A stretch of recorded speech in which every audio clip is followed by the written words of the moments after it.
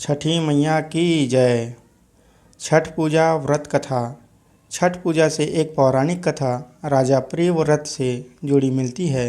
इस पौराणिक कथा के अनुसार प्रियव्रत नामक एक राजा हुआ करते थे। राजा और उनकी पत्नी मालिनी हमेशा दुखी रहते थे क्योंकि उनकी कोई संतान नहीं थी। उन्होंने संतान प्राप्ति के लिए कई उपाय किए, लेकिन नतीजा कुछ न निकला।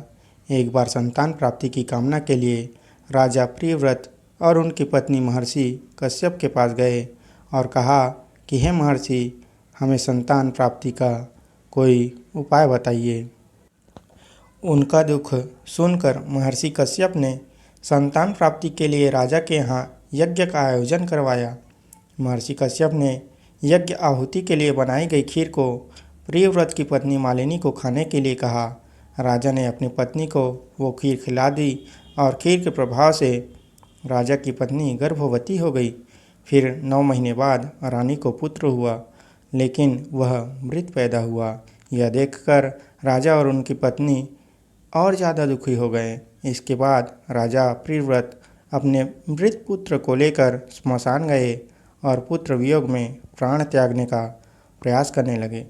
उसी समय स्मशान में देवी प्रकट हुई। देवी ने राजा प्रियव्रत से कहा, मैं ब्रह्मा की पुत्री देवसेना हूँ।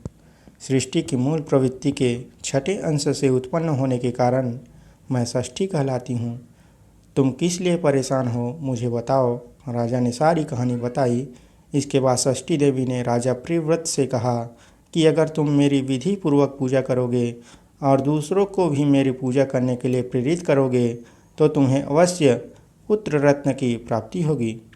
राजा ने देवी के कहे अनुसार कार्तिक शुक्ल की षष्ठी तिथि को व्रत रखकर देवी षष्ठी की विधि विधान से पूजा की और बाकी लोगों को भी षष्ठी देवी की पूजा करने के लिए प्रेरित किया। षष्ठी देवी की पूजा के फलस्वरूप राजा की पत्नी रानी मालिनी एक बार फिर से गर्भवती हुई और 9 महीने बाद उन्हें एक पुत्र की प्राप्ति हुई। ऐसी मान्यता है कि इसके बाद से ही कार्तिक शुक्ल की षष्ठी तिथि पर छठ पूजा और व्रत करने की शुरुआत हुई। महाभारत में कर्ण ने की शुरुआत। महाभारत काल में माता कुंती के पुत्र कर्ण को दानवीर माना जाता था। कर्ण को माता कुंती के साथ ही सूर्यदेव का पुत्र भी माना जाता था। कर्ण को सूर्यदेव की विशेष कृपा प्राप्त थी।